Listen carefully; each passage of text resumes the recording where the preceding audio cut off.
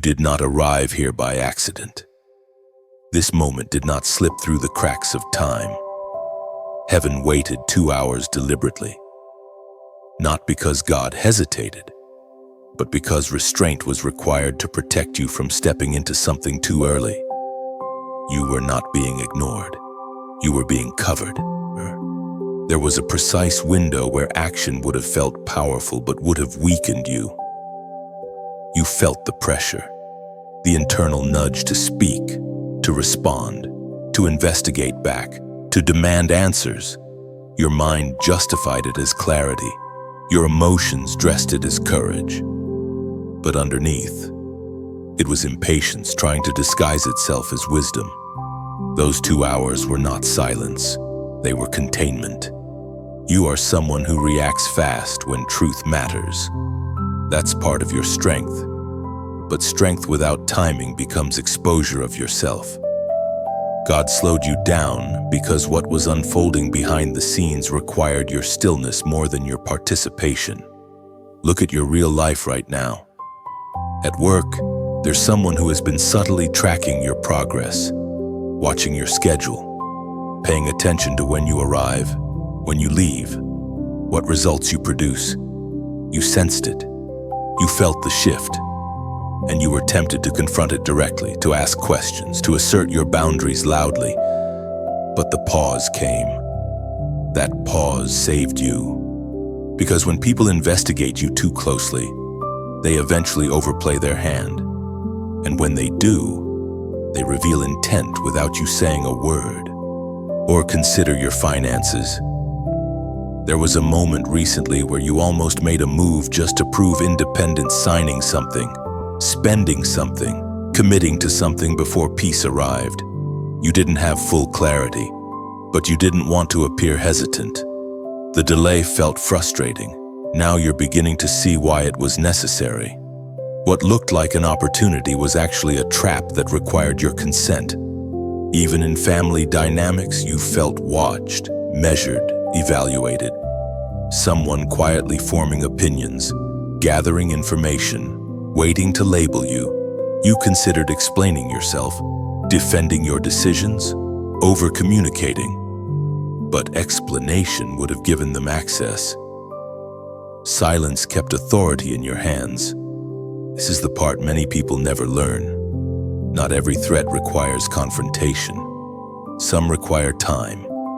The investigator was exposed not because you pushed, but because they lingered too long. Curiosity turned into obsession. Observation crossed into interference. And heaven allows that because exposure through overreach carries no backlash for you. If you had acted in those 2 hours, you would have stepped into a role that wasn't yours. You would have disrupted a process already in motion. God held you back because He was already moving forward. You may feel behind right now, behind peers, behind expectations, behind your own internal timeline. But delay is not denial when alignment is involved. Being early can cost you more than being patient ever will. Hope for you looks very specific. It looks like walking into environments where tension once existed and realizing it dissolved without explanation. It looks like financial stability that comes from one clear decision instead of 10 rushed ones. It looks like peace returning to your body because you no longer feel the need to monitor who's watching you. You are protected from knowing too much too soon. And here is the truth that steadies you. God does not warn without already handling the outcome. The warning is not fear, it's positioning. The voice of wisdom speaks clearly in the book of Proverbs, chapter 19, verse 11. A person's wisdom yields patience. It is to one's glory to overlook an offense. That is not weakness. That is strategy. So here is the question. You must answer honestly. Will you trust restraint even when your emotions demand action? Do not do it. No matter the price, do not break alignment just to feel momentary relief. If this message resonated, take a moment like the video. Share it with someone who needs discernment more than reaction, and subscribe to stay connected. Leave a comment below and type 999 as a sign that you choose completion over chaos, wisdom over impulse. You are not losing ground. You are gaining discernment. What was delayed is now aligned. What felt like restraint is becoming range. Stay steady, because what unfolds next will confirm that patience did not weaken you. It positioned you ahead. This channel exists for moments like this when silence speaks louder than answers. Stay connected, stay alert, and stay grounded. What you are stepping into requires clarity, not haste. You will recognize the shift when peace replaces the urge to react. Heaven paused the clock not to confuse you, but to teach you how restraint works at higher levels. What you are learning now is not about waiting passively. It is about how divine timing actively rearranges outcomes while you remain still. The pause you experienced was instructional. It trained your spirit to recognize the difference between urgency created by pressure and movement authorized by God. Most people panic when nothing happens. You didn't. You stayed alert, and that is why this next layer is being revealed to you. There is a spiritual mechanism many never see when God withholds immediate response. He is often isolating variables. He is separating motive from action, intention from impulse. Those 2 hours were not empty, they were diagnostic. They showed you what rises inside you when control is removed. You noticed it, didn't you?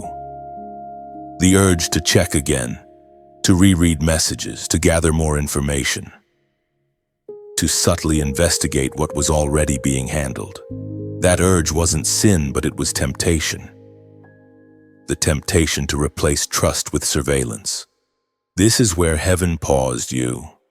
In your daily life, this plays out in quiet ways. At work, when leadership goes silent after a meeting, others scramble sending follow-ups, defending positions, clarifying things no one asked about. But you're learning to wait, and in that waiting, power shifts. Silence forces truth to surface without distortion. Financially, you've also seen this. When income feels uncertain or delayed, the impulse is to micromanage expenses obsessively, jump into side deals, accept terms that compromise peace, but restraint teaches discernment. You begin to see which opportunities arrive clean, without pressure, and which ones demand anxiety as an entry fee. Even in family relationships, divine pause has been at work.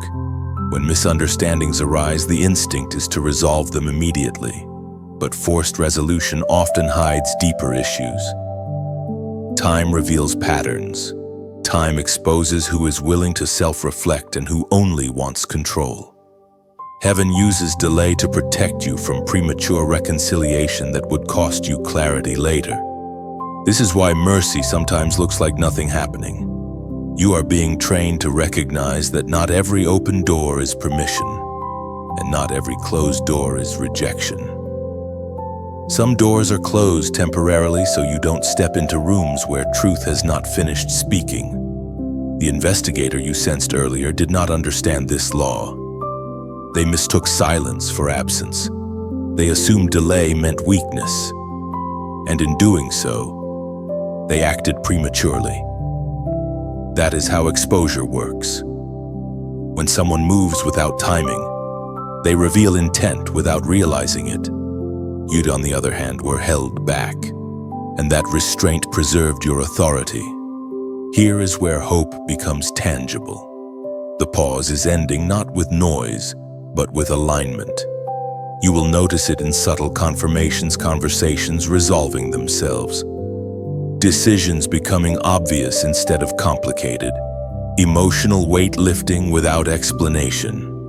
This is what happens when timing completes its work. You may soon find yourself in a situation where clarity arrives effortlessly.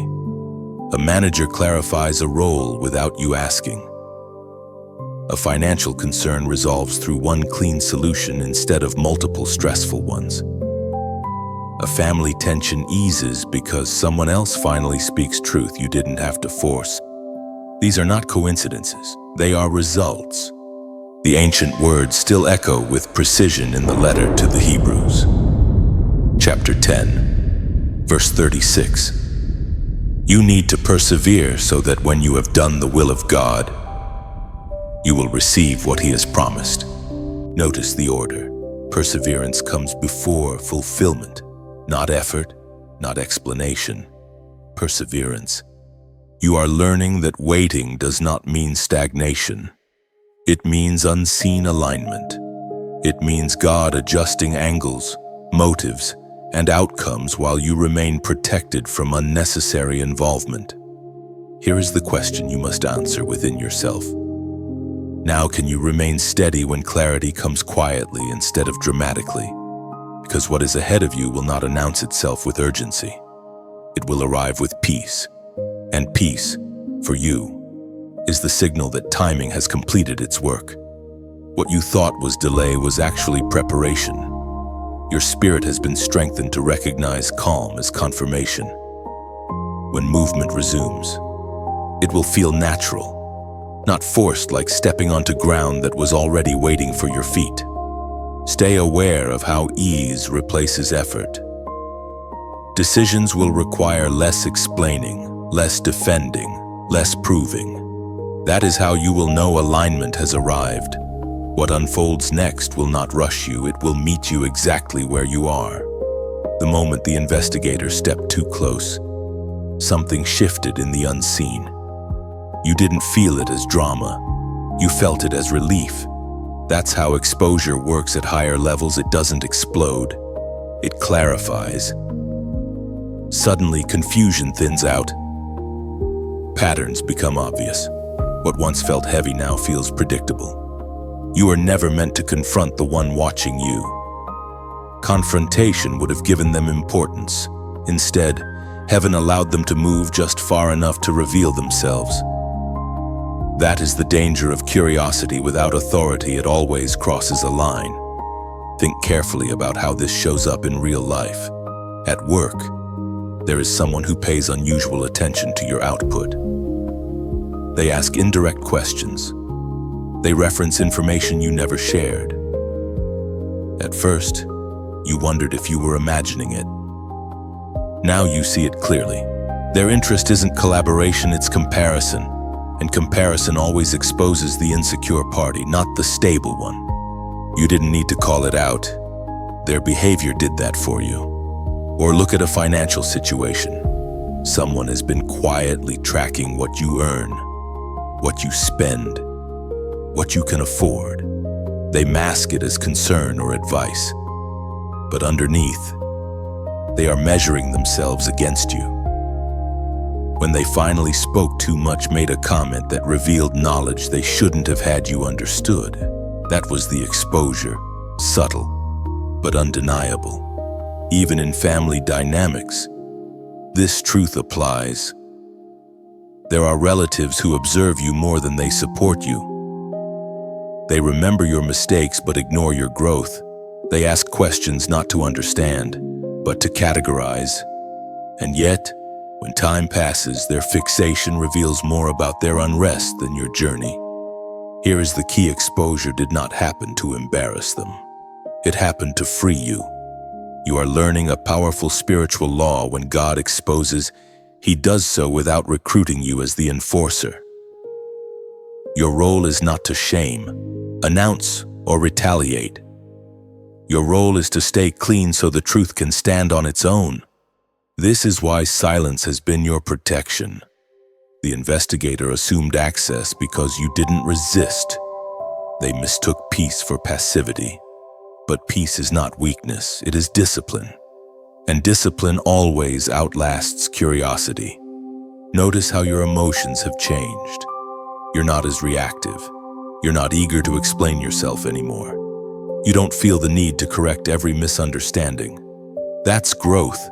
That's authority settling in. Hope becomes very practical here. It looks like walking into familiar environments and no longer feeling watched. It looks like realizing you don't have to manage perception anymore. It looks like freedom returning to your thoughts because you're no longer tracking who's tracking you. Exposure ends the chase. There is a biblical pattern here that rarely gets taught. God often allows people to reveal themselves before He advances the chosen. Why? Because clarity must come before promotion. Otherwise, you would carry unnecessary entanglements into the next season. The Apostle Paul reminds us in the letter to the Corinthians. Chapter 4, verse 5. He will bring to light what is hidden in darkness and will expose the motives of the heart. Notice what is exposed: the motives. Not rumors, not appearances, motives. And once motives are revealed, confusion loses its power. This is where your future becomes lighter. You will make decisions faster because you're no longer guessing intent. You will trust your discernment instead of second-guessing it. You will stop explaining yourself to people who were never confused, only curious. Here is the direct question you need to answer honestly. Now that you see clearly, will you keep your peace or will you pick up a battle that's already been resolved? You don't need to prove anything. The exposure already did the work. Before moving on, I want you to participate in a simple but intentional way. In the comments, write this short phrase, "I see clearly."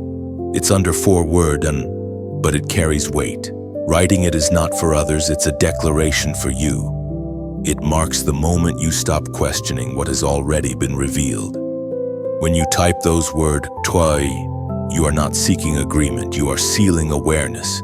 It signals that confusion no longer has authority over your decisions.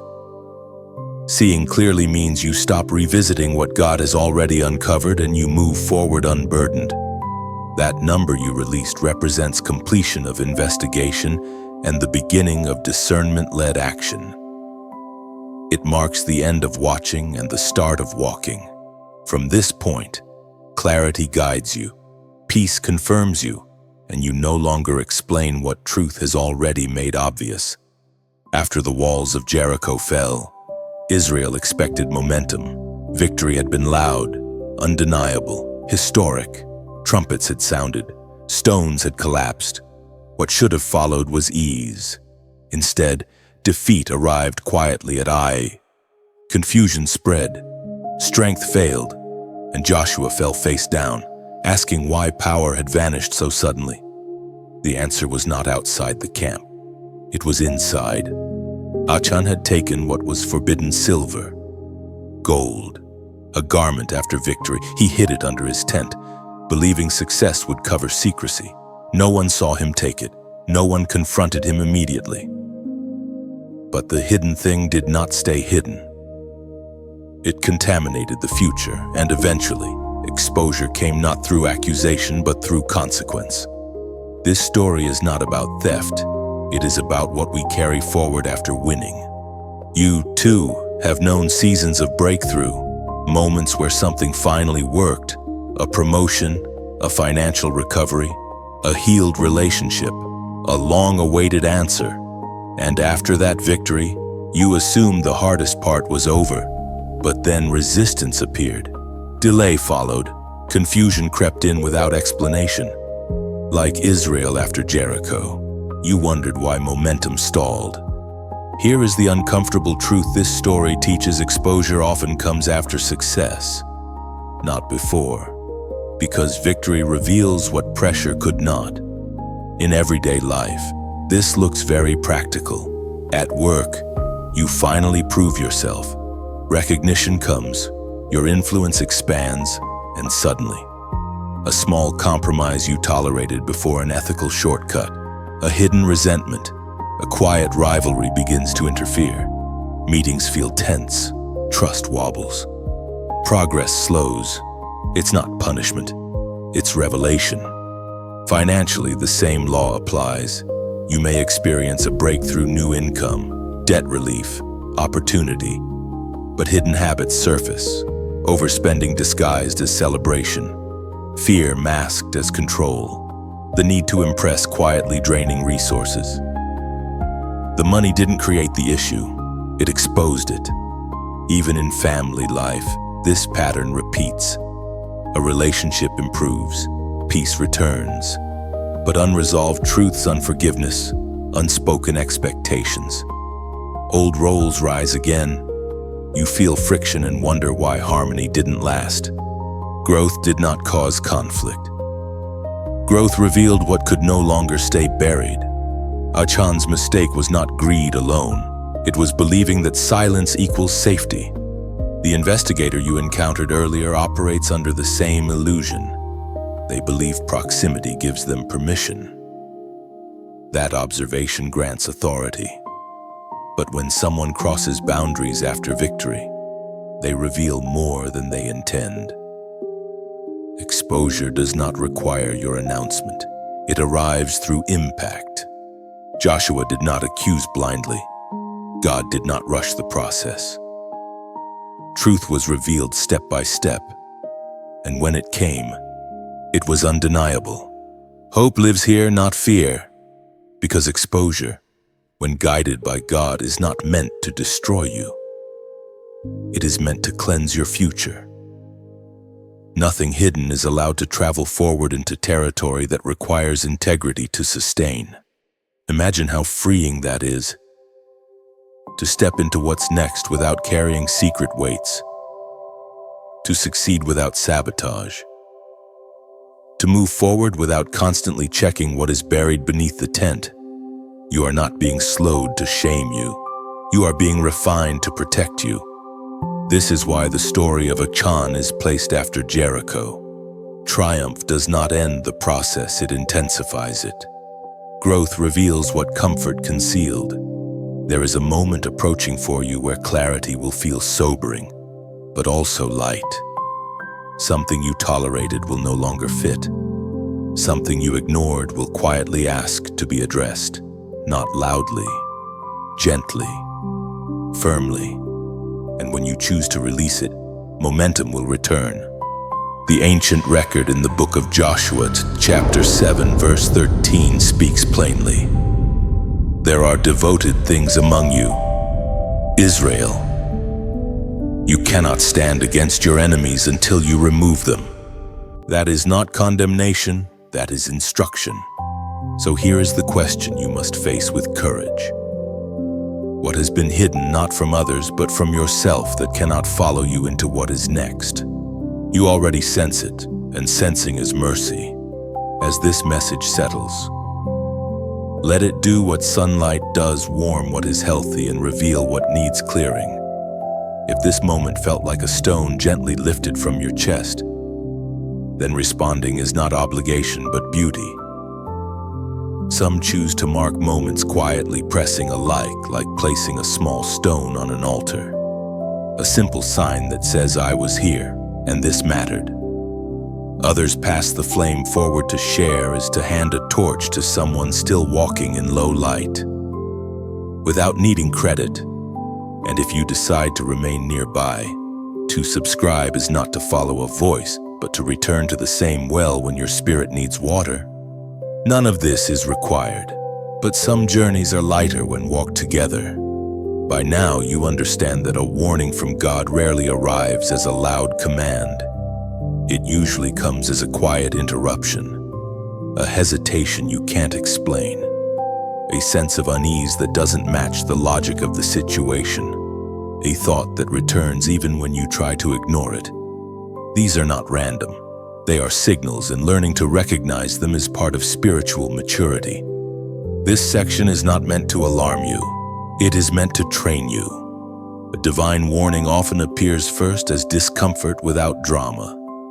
You're doing something normal, driving to work, scrolling your phone, preparing for a meeting, and suddenly, your spirit tightens. Nothing bad has happened. Nothing is visibly wrong. Yet peace steps back. That is your first indicator. In daily life, this happens more than you realize. At work, you may be about to agree to a task, partnership, or role that looks beneficial on paper. The pay is good, the timing is right. Others encourage you, but something inside you resists. not fear resistance. That resistance is not negativity. It is information. Instead of asking, "Why am I afraid?" ask, "What am I being protected from?" Financially, warnings often come disguised as urgency, a deal that must be decided now, a purchase justified by pressure, a promise that collapses if you take time to think. God's warnings remove rush. Anything that requires panic to proceed deserves discernment. Peace never demands haste. In relationships, warnings appear as patterns, not events. Someone repeatedly crosses small boundaries. Someone listens but doesn't adjust. Someone gathers information without offering vulnerability. You excuse it because it feels minor. But the warning is not in the behavior, it's in how you feel afterward. Drained, confused, slightly diminished. That feeling is not accidental. Here is a practical instruction. Start tracking what consistently removes your peace after interaction. Not during, after.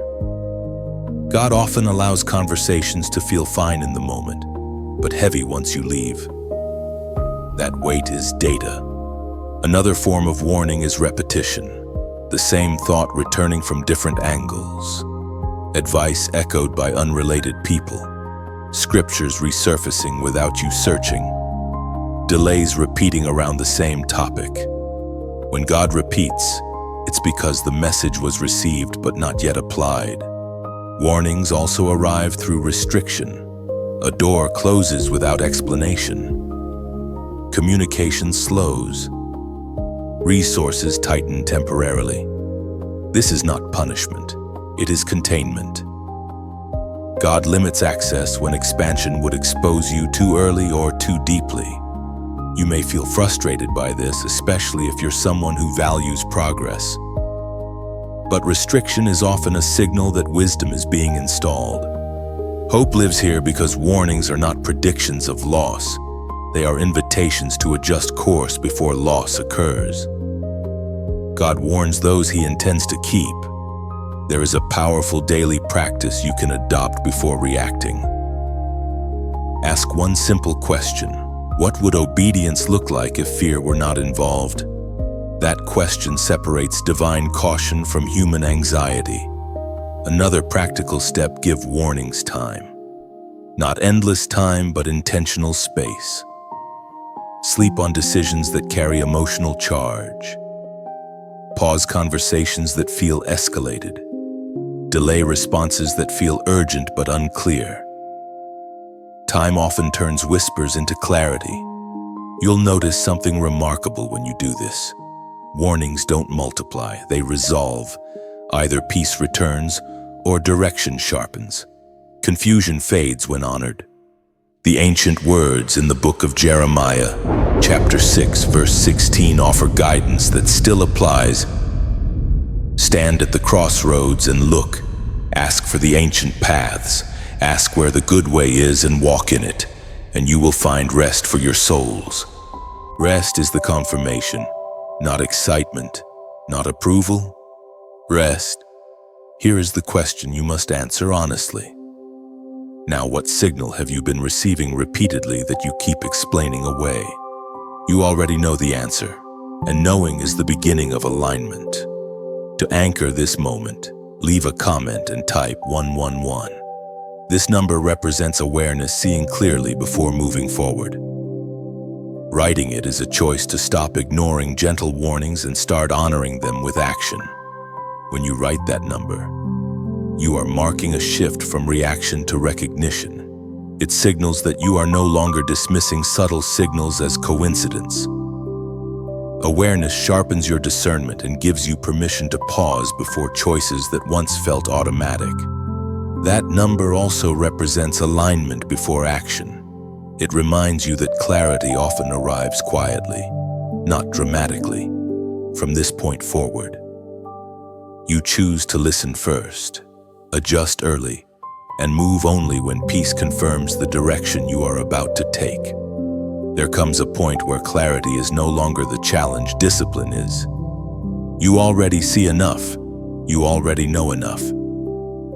What determines the outcome now is not revelation, but restraint. This is the stage where many people stumble. Not because they lack faith, but because curiosity begins to compete with obedience. Curiosity feels harmless. It sounds intelligent. It disguises itself as preparation.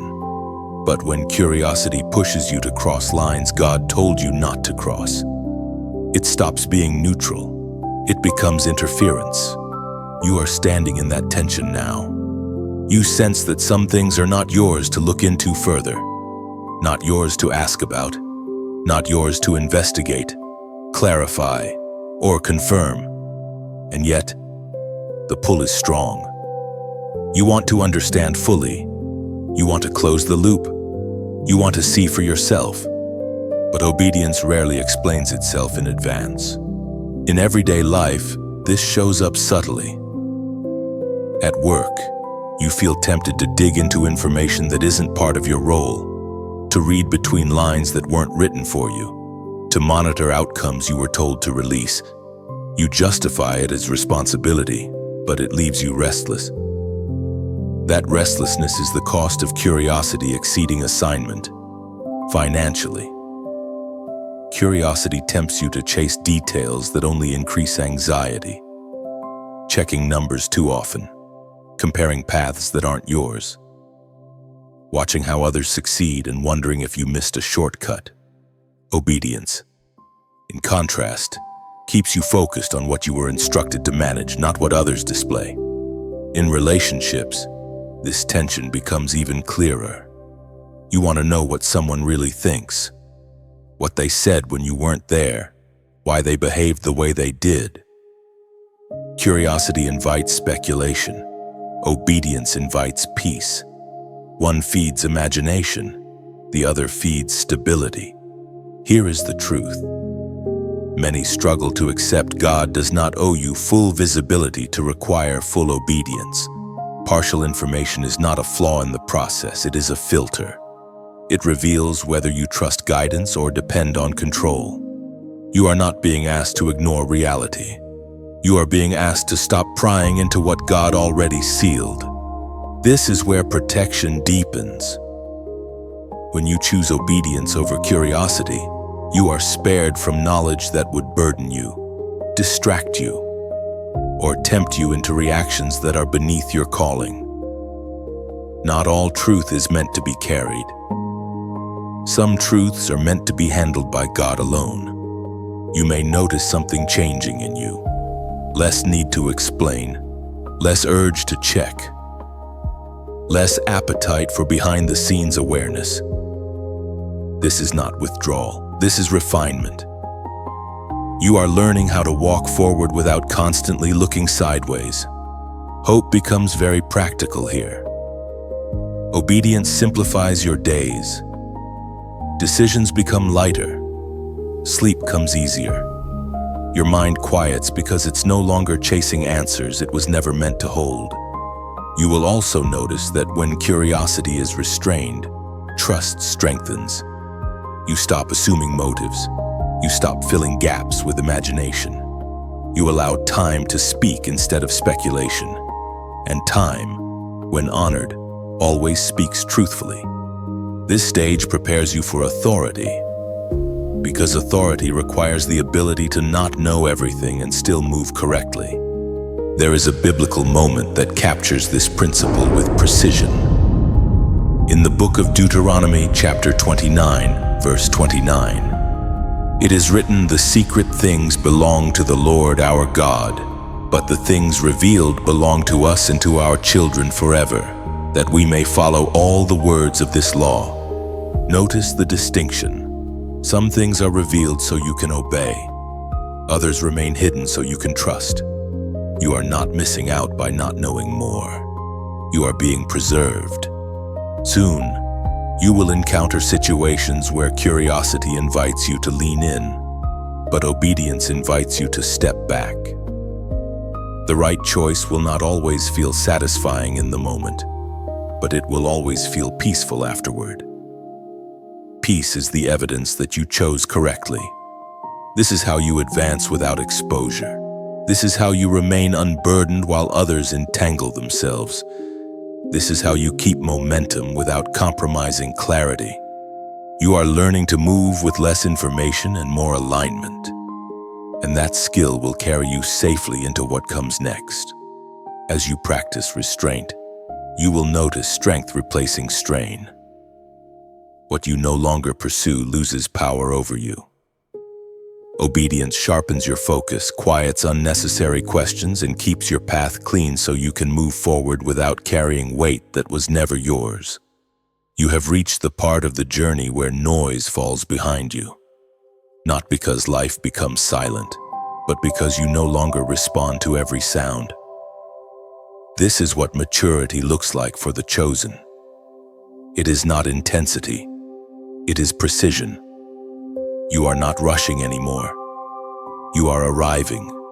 Everything you've walked through has been shaping this moment, the delay that trained patience, the exposure that cleared confusion, the warnings that refined discernment, the restraint that built discipline. None of it was wasted. Each step removed something unnecessary so that what remains can carry weight without strain. You are not the same person who began listening. There is a quiet authority settling into you now. You notice it in how little you need to explain, in how rarely you feel the urge to react, in how peace arrives faster after moments that once would have unsettled you for days.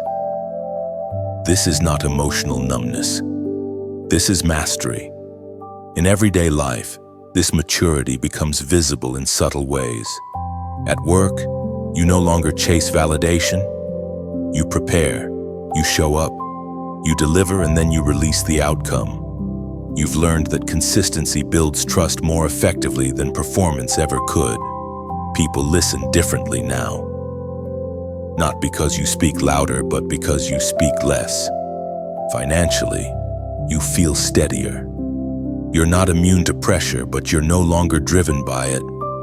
Decisions are slower, cleaner, less emotional. You understand that wealth is not only accumulation, it is the ability to remain calm while choosing. That calm is beginning to protect you. In relationships, something has softened. You no longer bend yourself to be understood. You allow people to meet you where they are capable. Some walk closer, some fall behind. You don't force either outcome. Love becomes clearer when it's no longer mixed with fear. This is what it means when the crown advances quietly. You were never meant to rule through force or noise. You were meant to lead through alignment. That is why resistance had to fall away before promotion. That is why investigators were exposed before authority was increased. That is why obedience mattered more than explanation. Hope here is not abstract, it is tangible. It feels like waking up without dread. It looks like momentum that doesn't exhaust you. It sounds like clarity replacing internal debate. You are stepping into a season where discernment is no longer effort, it is instinct. The ancient words still hold steady in the letter to the Romans. Chapter 8, verse 37. In all these things we are more than conquerors through him who loved us. Not after these things, in them. In the waiting, in the restraint, in the silence. You didn't conquer by overpowering circumstances. You conquered by not letting them pull you out of alignment. So here is the final question that rests gently before you. Now will you honor who you have become? Or will you try to return to who you were when clarity was still forming? You already know the answer. Your life has been responding to it quietly. As this journey comes to a close, imagine it like a long path through a forest at dawn. Some travelers rush through, others pause, noticing where the light first touched the ground. If this message walked beside you rather than spoke at you, responding is not performance, it is remembrance. Some leave a quiet mark by pressing a like, the way a traveler stacks a single stone along the trail to say, I crossed this ground changed. Others choose to share, not to make noise, but to pass a compass to someone still circling in uncertainty. And if you decide to subscribe, it is not allegiance, it is choosing to return to the same fire when your spirit needs warmth again. These are not commands, they are symbols. And symbols only matter when they are chosen freely. You may also leave a comment not to explain yourself, but to witness the moment. Sometimes a single sentence is how the heart seals understanding without analysis. None of this is required, but some journeys are lighter when walked together. You are not chasing destiny anymore. You are walking in it. As you step away from these words, let them continue working quietly within you. What was planted will grow without force. Trust the process unfolding ahead. And remember, peace is your signal that you are exactly where you need to be. As this message releases you back into your day, there is no pressure to respond in any particular way. Not every moment needs a conclusion. Some truths are meant to remain open, like a door you're allowed to revisit when life brings you back to the same question with new eyes.